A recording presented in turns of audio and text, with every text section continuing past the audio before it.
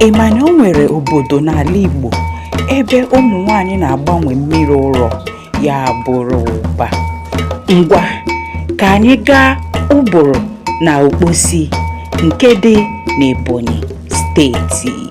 Ebonyi steeti, nnu nke obodo anyị.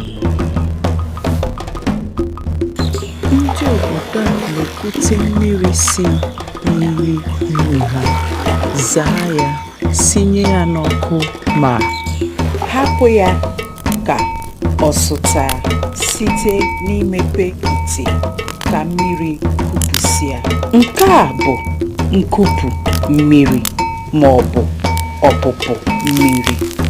Mgbe mmiri kupụsịrị, ihe na-afọzinụ bụ nnu.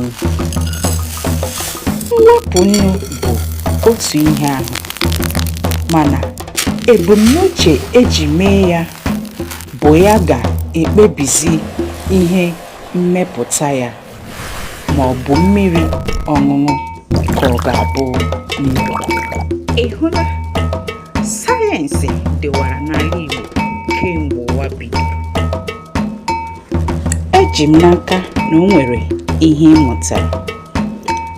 Ọ bụrụ na ihe anyị na-eme n'ebe a dị gị mma, biko denyere anyị aha gị, tinyere anyị aka ma nye aka tụsaa ozi a. Nọdụnụ mma ka ọ dịzie oge ọzọ.